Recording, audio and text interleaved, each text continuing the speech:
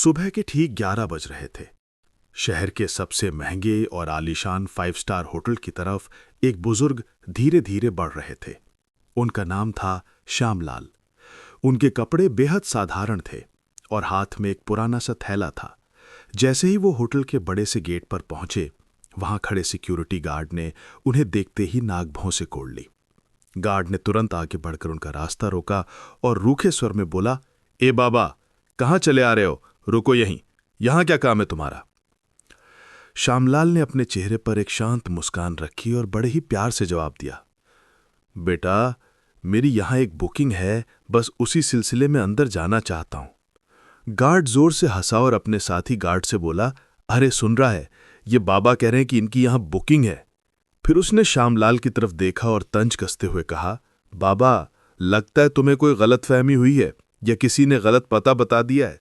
ये कोई धर्मशाला नहीं है, शहर का सबसे महंगा होटल है। यहां बड़े बड़े अमीर लोग आते हैं। तुम जैसे आम आदमी के बस की बात नहीं है यहां आना। तभी रिसेप्शन काउंटर पर खड़ी अंजलि नाम की रिसेप्शनिस्ट ने यह शोर शराबा सुन लिया। उसने अपनी जगह से ही श्यामलाल को ऊपर से नीचे तक घूरा। उसके चेहरे पर स्वागत वाला भाव नहीं, बल्कि घिन और अपमान साफ दिख रहा था। अंजलि ने वहीं से आवाज लगाई, बाबा, मुझे नहीं लगता कि आपकी कोई बुकिंग इस होटल में होगी। आप शायद रास्ता भटक गए हैं, बेहतर होगा आप कहीं और जाएं। श्यामलाल ने अपनी बात पर कायम रहते हुए बड़ी नम्रता से कहा, बेटी, एक बार चेक तो कर लो, शायद मेरा नाम लिस्ट में हो। अंजलि ने लापरवाही से अपने कंधे उचकाए और चिढ़कर बोली, ठीक है, अब आप कह रहे हैं तो मैं देख लूंगी, लेकिन इसमें वक्त लगेगा। आप वहां वेटिंग एरिया में जाकर चुपचाप बैठ जाइए। श्यामलाल ने हाँ में सिर हिलाया और धीरे धीरे चलते हुए वेटिंग एरिया की तरफ गए। होटल की लॉबी में मौजूद मेहमान उन्हें बड़ी अजीब नजरों से देख रहे थे। किसी ने धीरे से कहा, लगता है मुफ्त का खाना खाने चला आया है। तो कोई और बोला, इसकी तो हैसियत यहां का एक गिलास पानी खरीदने की भी नहीं लगती। श्यामलाल के कानों में ये सारी चुभने वाली बातें पड़ रही थीं, लेकिन वो बिल्कुल शांत रहे। वो कोने में पड़ी एक कुर्सी पर बैठ गए, अपना पुराना थैला जमीन पर रखा और अपने दोनों हाथ अपनी लाठी पर टिकाकर खामोश हो गए। लॉबी का माहौल अब बदल चुका था। लोग अपनी चाय और कॉफी पीते हुए बार बार उनकी तरफ इशारा कर रहे थे और मजाक उड़ा रहे थे।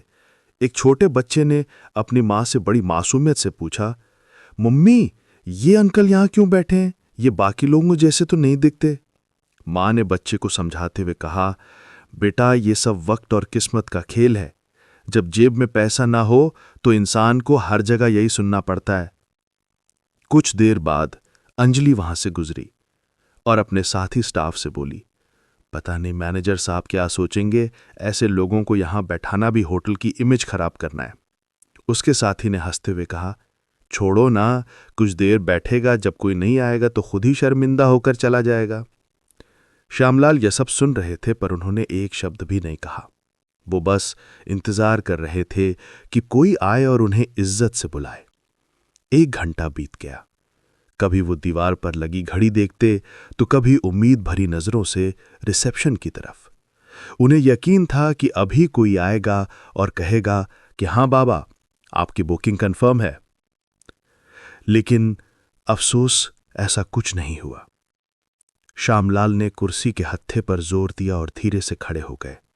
उन्होंने रिसेप्शन पर खड़ी अंजलि की तरफ देखा और बड़े शांत स्वर में बोले, बेटी, अगर तुम ज्यादा व्यस्त हो तो अपने मैनेजर साहब को बुला दो, मुझे उनसे कुछ जरूरी बात करनी है। अंजलि ने मन ही मन सोचा, मुसीबत है, अब इसे मैनेजर से भी मिलना है। उसने बेमन से फोन उठाया और होटल के मैनेजर राजीव मल्होत्रा को कॉल लगाया। उसने धीरे से कहा, सर, लॉबी में एक बुजुर्ग हैं, वो आपसे मिलने की जिद कर रहे हैं। राजीव ने अपने कैबिन के कांच से दूर बैठे श्यामलाल को देखा और फोन पर ही हंसते हुए बोला, अंजलि, ये कोई हमारा गेस्ट है या बस ऐसे ही कोई चला आया है? मेरे पास अभी बिल्कुल टाइम नहीं है, उसे वहीं बैठे रहने दो। थोड़ी देर में जब थक जाएगा तो खुद ही चला जाएगा। अंजलि ने फोन रखा और रूखेपन से श्यामलाल से कहा, बाबा, मैनेजर साहब अभी बहुत बिजी हैं, आपको और इंतजार करना पड़ेगा। श्यामलाल ने गहरी सांस ली, हल्का सा मुस्कुराए और वापस उसी कोने वाली कुर्सी पर बैठ गए। लोगों की चुपती हुई निगाहें उन पर थीं, लेकिन उनकी आंखों में अजब सा सब्र था, मानो वो कह रहे हों कि सच को छिपाया जा सकता है पर रोका नहीं जा सकता। वक्त धीरे धीरे बीत रहा था, लेकिन श्यामलाल के लिए हर एक मिनट किसी पहाड़ जैसा भारी था। उसी वक्त मैनेजर राजीव अपने कैबिन में बैठा किसी विदेशी क्लाइंट से फोन पर बात कर रहा था। उसके चेहरे पर घमंड साफ झलक रहा था। फोन रखते ही अंजलि का दोबारा कॉल आया। सब वो बुजुर्ग अभी भी वहीं बैठे हैं, एक बार आप उनसे मिल लीजिए ना। राजीव ने चिढ़कर कहा, मैंने कहा ना उसे इग्नोर करो, मेरे पास ऐसे फालतू लोगों के लिए वक्त नहीं है। तभी वहां से एक नौजवान लड़का गुजरा। उसका नाम था रवि। वो होटल में बेल बॉय का काम करता था। जहां पूरी लॉबी श्यामलाल का मजाक उड़ा रही थी, वहीं रवि की आंखों में उनके लिए इज्जत थी। वो धीरे से श्यामलाल के पास गया और झुककर बोला, पापा, आप कब से यहां बैठे हैं? किसी ने आपकी मदद नहीं की क्या? श्यामलाल ने रवि की तरफ देखा और बोले, बेटा, मैं मैनेजर से मिलना चाहता हूं, पर लगता है बहुत व्यस्त हैं। रवि का चेहरा उतर गया। उसने हिम्मत जुटाई और बोला, बाबा, आप चिंता मत करो, मैं अभी उनसे बात करके आता हूं। श्यामलाल ने उसे आशीर्वाद दिया, भगवान तुम्हारा भला करे बेटा। रवि तेज कदमों से मैनेजर के केबिन की तरफ गया, दरवाजे पर नॉक किया और अंदर चला गया। राजीव ने गुस्से में इशारा किया, क्या बात है रवि?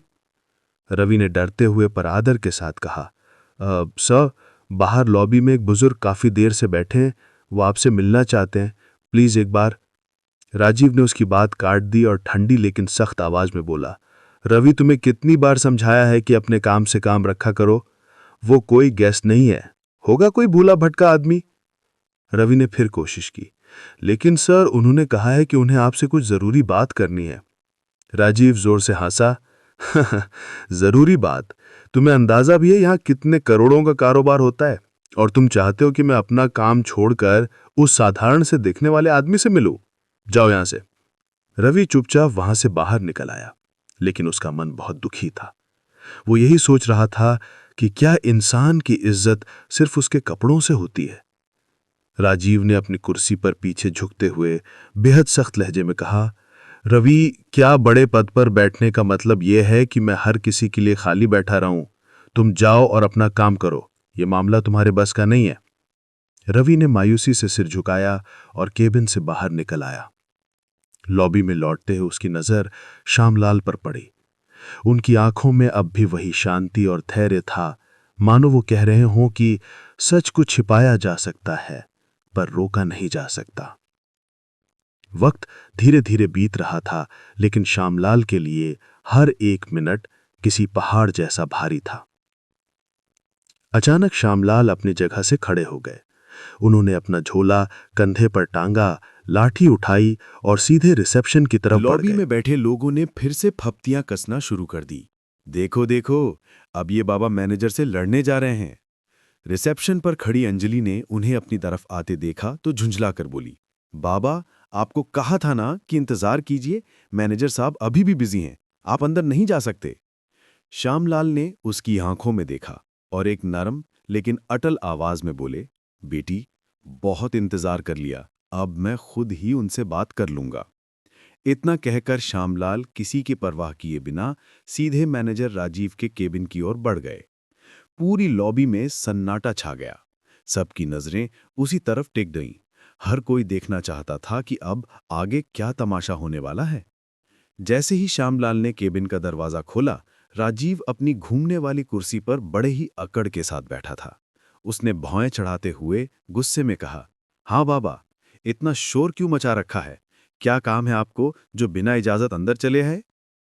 श्यामलाल ने बिना घबराए अपना झोला खोला और उसके अंदर से एक लिफाफा निकाला। उसे आगे बढ़ाते हुए बोले, ये मेरी बुकिंग और होटल से जुड़ी कुछ जरूरी डिटेल्स हैं, कृपया एक बार इसे देख लीजिए। राजीव ने हंसते हुए लिफाफा हाथ में तो लिया, लेकिन उसे खोले बिना ही लापरवाही से टेबल पर पटक दिया। उसकी हंसी में अहंकार साफ झलक रहा था। उसने हिकारत भरी नजरों से श्यामलाल को देखा और कहा, बाबा, जब किसी इंसान की जेब में फूटी कौड़ी नहीं होती तो उसे बुकिंग जैसी बड़ी बड़ी बातें करना शोभा नहीं देता। मुझे तो तुम जैसे लोगों की शक्ल देखकर ही पता चल जाता है कि तुम्हारी हैसियत क्या है।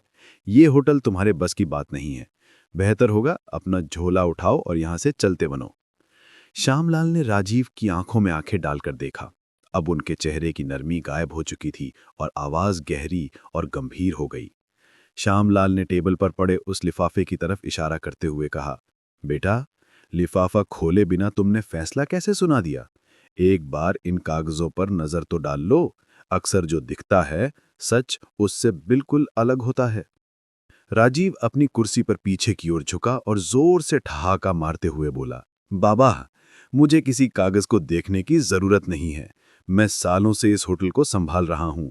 लोगों की शक्ल देखकर ही पहचान लेता हूं कि किसकी क्या औकात है। और तुम्हारी शक्ल साफ बता रही है कि तुम्हारे पास देने को कुछ भी नहीं है।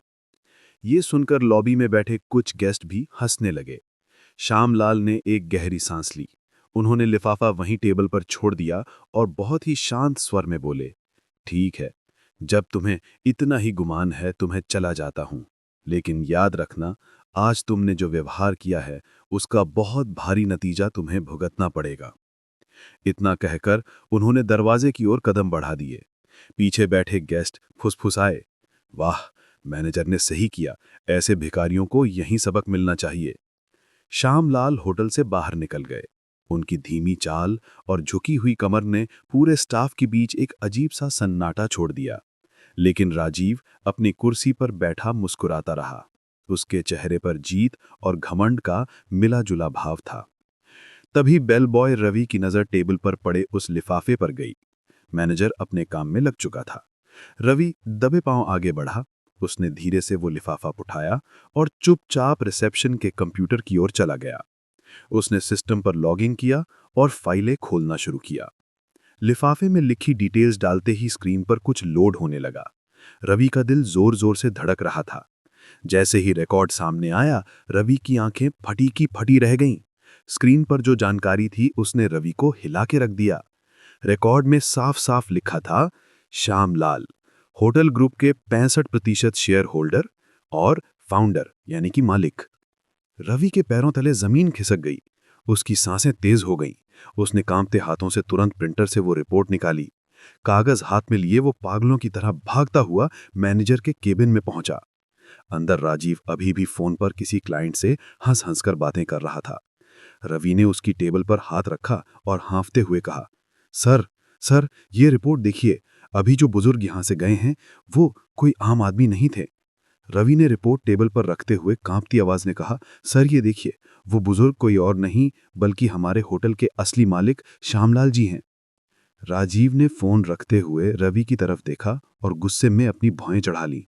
रवि, तुम्हें कितनी बार कहा है, मुझे ऐसे सड़क छाप लोगों की रिपोर्ट्स में कोई दिलचस्पी नहीं है। ये सब फालतू बातें हैं। रवि ने फिर कोशिश की, लेकिन सर, ये रिपोर्ट साफ बताती है कि श्यामलाल जी ही इस पूरी प्रॉपर्टी के मालिक हैं। अगर हमसे कोई गलती हो गई है तो। राजीव ने बीच में ही बात काट दी। उसने रिपोर्ट को अपनी तरफ सरकाया, एक नजर डाली और फिर बिना पढ़े ही उसे वापस रवि की ओर जोर से धकेल दिया। उसकी आवाज में अहंकार पहले से और ज्यादा था। उसने चिल्लाकर कहा, मुझे ये सब बकवास नहीं चाहिए। तुम्हें मैंने कहा है ना, अपना काम करो। ये होटल मेरी मैनेजमेंट स्किल से चलता है, किसी पुराने बाबा की दान दक्षिणा से नहीं। दफा हो जाओ यहां से। रवि हैरान रह गया। उसके चेहरे पर गहरी बेचैनी थी। वो रिपोर्ट हाथ में लेकर चुपचाप केबिन से बाहर निकल गया। लॉबी में आते ही उसे श्यामलाल का चेहरा याद आया। उनकी आंखों की गहराई, उनका वो अटूट धैर्य। उसे लगा कि ये मामला अब सिर्फ होटल की नौकरी तक सीमित नहीं है, ये अब इंसानियत की परीक्षा है। धीरे धीरे शाम ढलने लगी।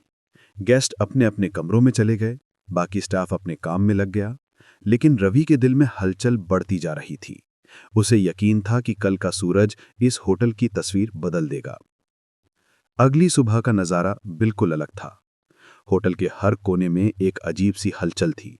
स्टाफ के लोग आपस में धीरे धीरे फुसफुसा रहे थे। हाउसकीपिंग वाले लड़के ने दूसरे से कहा, अरे सुना तुमने, कल जो बाबा आए थे, शायद उनके बारे में कोई बड़ी बात है।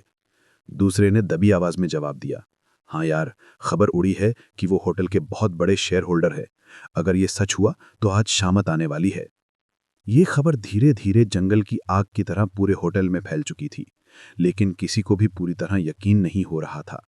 सबके मन में एक ही सवाल गूंज रहा था कि क्या सच में वो साधारण सा बुजुर्ग इस आलीशान होटल का मालिक हो सकता है। घड़ी की सुई जैसे ही 10:30 पर पहुंची, लॉबी का मंजर एकदम बदल गया। होटल के मुख्य दरवाजे से वही बुजुर्ग श्यामलाल अंदर दाखिल हुए। कपड़े वही पुराने थे, लेकिन इस बार वो अकेले नहीं थे। उनके साथ एक सूट बूट पहना हुआ ऑफिसर था, जिसके हाथ में काले रंग का एक भारी ब्रीफकेस था। सबकी नजरें एक ही पल में उन पर जम गईं। गार्ड, रिसेप्शनिस्ट, वेटर, सब के सब बुत बनकर खड़े रह गए। जिसे कल सबने धुतकार दिया था, आज वही शख्स होटल में किसी बादशाह की तरह कदम रख रहा था।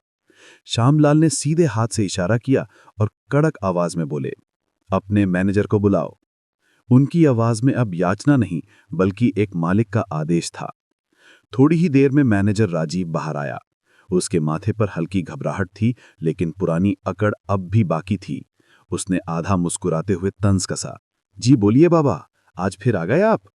श्यामलाल ने उसकी आंखों में सीधे देखा और बेहद ठंडी आवाज में कहा, राजीव, मैंने कल ही कहा था कि तुम्हें अपने कर्मों का हिसाब देना होगा।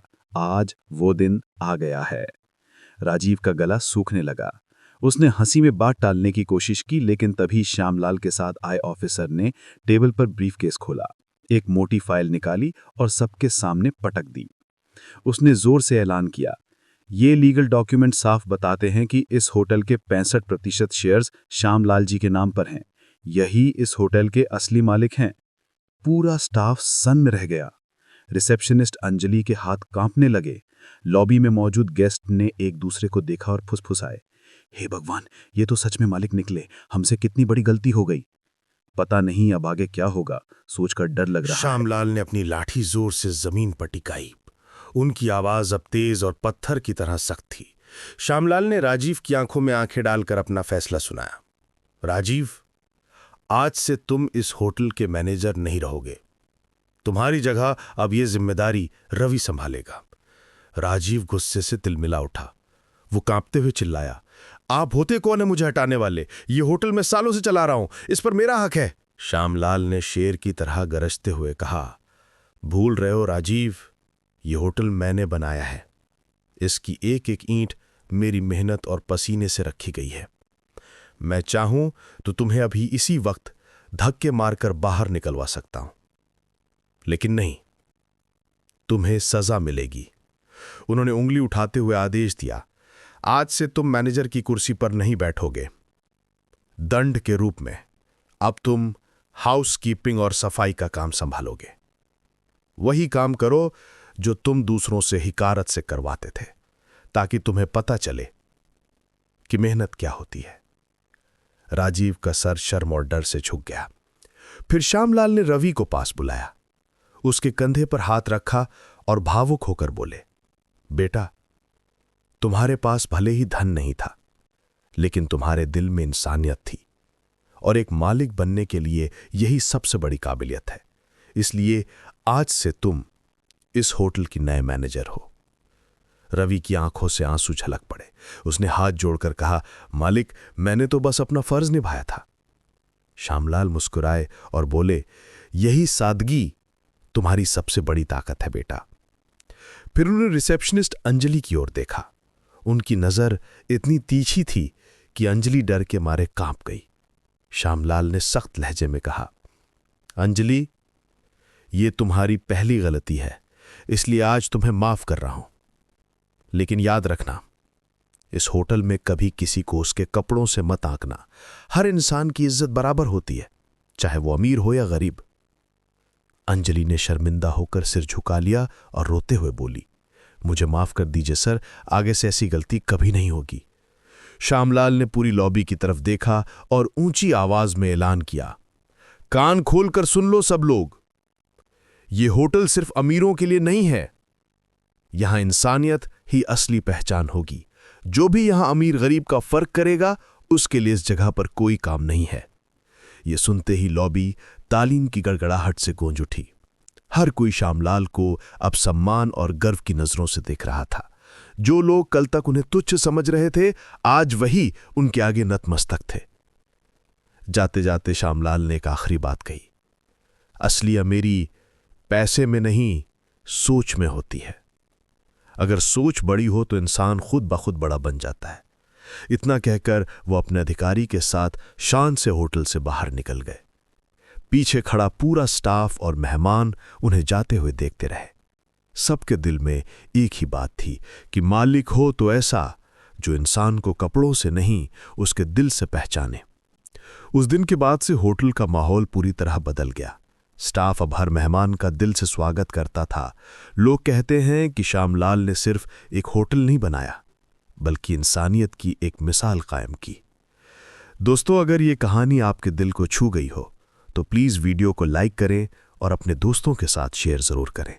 और हाँ, ऐसी ही प्रेरणादायक कहानियों के लिए हमारे चैनल को सब्सक्राइब करना बिल्कुल न भूलें। मिलते हैं अगली कहानी में। धन्यवाद।